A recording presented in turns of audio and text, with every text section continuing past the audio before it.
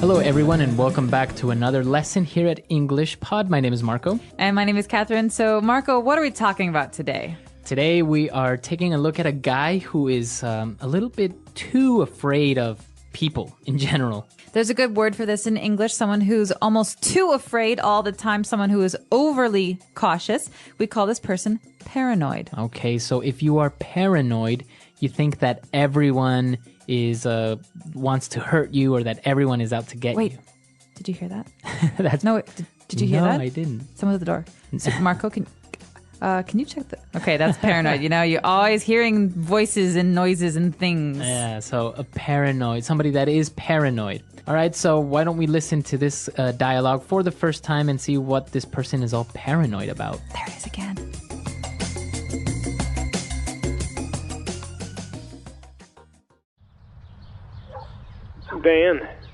Dan, dude, you have to come over to my house right now. Is everything okay? Just get over here.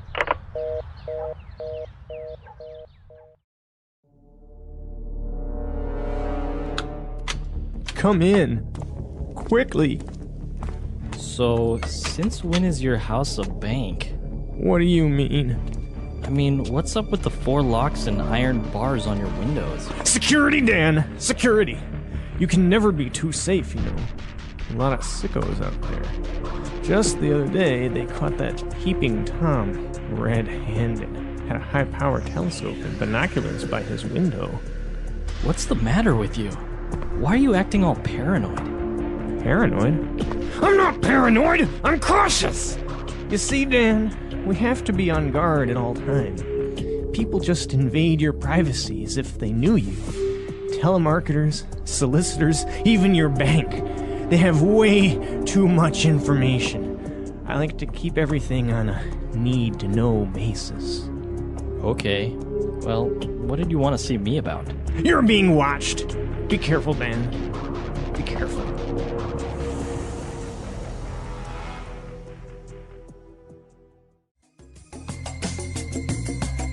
All right, we're back. So, I think this guy is a little bit too cautious. I would have to agree with you, and I would go so far as to call him paranoid. But there's a lot of great stuff in this dialogue that we can use in a lot of different situations. So let's take a look at some of these new words in today's language takeaway. Language takeaway. All right, the first word on language takeaway today is sicko. Sicko is also the name of a movie that was a documentary famous in America by Michael Moore, actually. Right. But sicko, in this context, means someone who is a bit weird in a bad way. So if you tell somebody you're sick, but like in that tone, right? You're saying you're sick. You're a sick person. You're gross. Right. You're saying you're gross. Or people who have inappropriate humor, who make jokes about not so nice things. Right. Yeah, they're sick. But in this case, sickos are people who maybe like to hurt other people, or people who are a little bit crazy, people who are not normal. So it's not a nice way of calling someone crazy, right?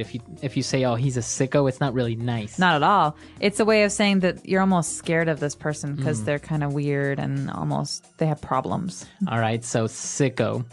Moving on to our next word, we saw that the guy was afraid of... Telemarketers. Exactly. So what are these guys? Well, we've got 2 words being put together here, tele and market. So tele... Like telephone. Telephone, over communication. So they're not in person. They're people who call you up and market things. They try to sell you stuff over the phone. So this is very common. You get a phone call on your cell phone and they ask you if you're happy with your long distance calling plan or if you need new TV cable or something like that. And they always call during dinner or late at night, which drives me nuts. Exactly. So these are telemarketers. These are people who call you trying to sell things to you. And very similar to these is a solicitors. Exactly. But the big difference here with solicitors and telemarketers is that solicitors actually go to your house. They knock on your door. So they're also called door-to-door salesmen or saleswomen. That's right. So door-to-door salesmen, they go from door to door trying to sell things. But in this case, a solicitor is someone who comes to your house to try to get you to do something, to buy something. All right, very good. And moving on to our next word, we have a peeping Tom. That's right. We heard this a little bit earlier in the dialogue, and a peeping Tom is, again, a negative thing to say about someone. A peeping Tom, well, the word peep means to look, but kind of Quick like, look. yeah, it's a quick look. So peeping Tom is a person who spies on other people. Okay, so a synonym of a peeping Tom would be a voyeur. A voyeur. So someone who, without getting caught, tries to look at other people while they're in their homes. And so it's really bad because it's usually inappropriate. It's Right. usually people who are watching women get undressed or... Right. yeah. So a peeping Tom is just an informal way of saying a voyeur or somebody who is spying on people. So those are the words for today in language takeaway. Let's listen to our dialogue again, and then we'll be right back.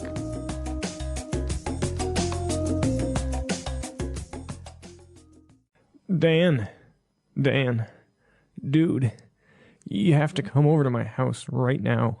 Is everything okay? Just get over here. Come in. Quickly. So, since when is your house a bank? What do you mean? I mean, what's up with the 4 locks and iron bars on your windows? Security, Dan! Security! You can never be too safe, you know. A lot of sickos out there. Just the other day, they caught that peeping Tom red-handed. Had a high-power telescope and binoculars by his window. What's the matter with you? Why are you acting all paranoid? Paranoid? I'm not paranoid! I'm cautious! You see, Dan, we have to be on guard at all time. People just invade your privacy as if they knew you. Telemarketers, solicitors, even your bank. They have way too much information. I like to keep everything on a need-to-know basis. Okay. Well, what did you want to see me about? You're being watched! Be careful, Dan. Be careful. Now we're back, and we had some interesting phrases in the dialogue. The first one being, you can never be too safe. Fluency builder. All right, so this is a common mom phrase. You often hear mothers say this when they're sending their kids off to school or whatever. They say, "Don't talk to strangers," and the kid says, "Well, why not?" You can never be too safe, All right? right. It's good to err on the side of caution. So it's okay to be extra safe or extra cautious, just in Exactly. case. Exactly. You never know what's going to happen, so it's better to be cautious than not.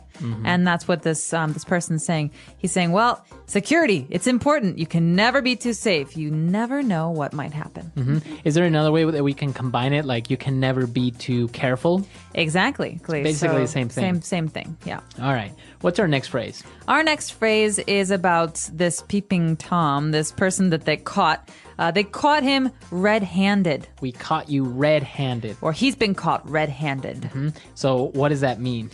It's a very colorful phrase, and I don't just mean that because we're calling him red-handed, but to catch red-handed means to catch someone while they're doing something wrong.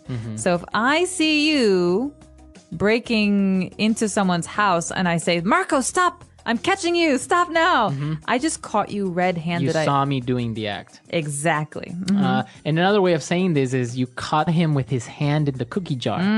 Okay, and this is another great phrase. You can imagine a child who sees the cookies in a very special jar on the counter in the kitchen.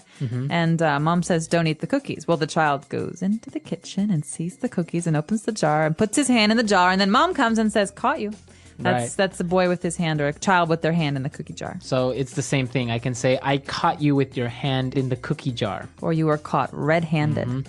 All right. And our last phrase for today is, you are on a need-to-know basis. All right, this is a great one. This is often said in spy movies, Yeah. I think. So we say you're on a need-to-know basis. That means that if you really need to know something, then I will tell you. Right. But if not, I won't. So you only have the information that is necessary, no more or less, right? You're on a need-to-know basis, Right, so I say, "Tell me, Marco, tell me what happened. I want to know." right? And I can say, no, you're on a need-to-know basis and you don't need to know this. All right, so a need-to-know basis, as you say, very popular among spy movies and government movies and stuff like that. Conspiracy movies. Yeah. All right, so let's listen to this dialogue for the very last time and we'll be right back.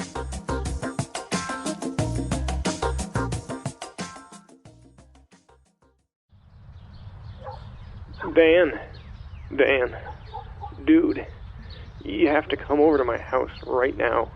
Is everything okay? Just get over here.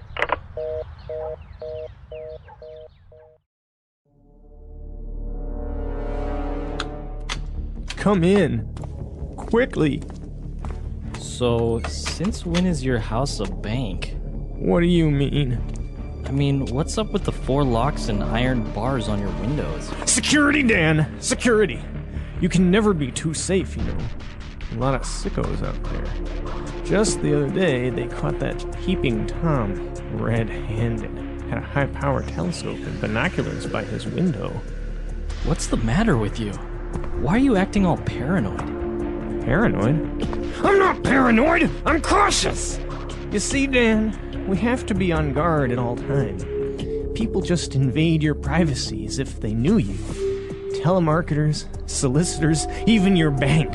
They have way too much information. I like to keep everything on a need-to-know basis. Okay. Well, what did you want to see me about? You're being watched! Be careful, Dan. Be careful.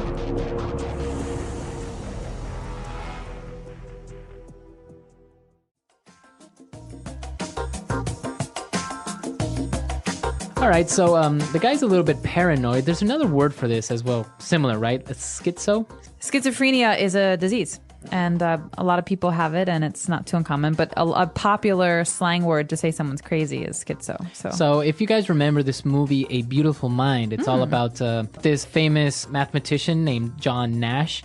And, well, he was a genius. He came up with game theory and a lot of subsequent usage of this for economy, for many things.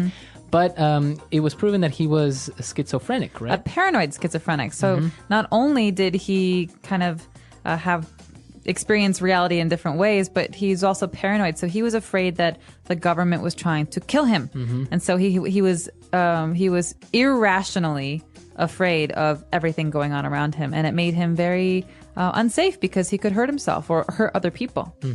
And the interesting thing about this is that there is no actual cure for it. You just learn to cope and live with it. So you never really get cured. You just kind of live with it. Learn how to understand what's real and what's not. So it's interesting. It's a great movie also, by the way, if you've never seen it or you get a chance to watch it. And that's all the time we have for today. So if you have any questions, doubts, or comments, please come to our website, englishpod.com. Yep. And we're there to answer them. Yeah, we hope to see you there. And until next time, English Potties. All right. Bye-bye.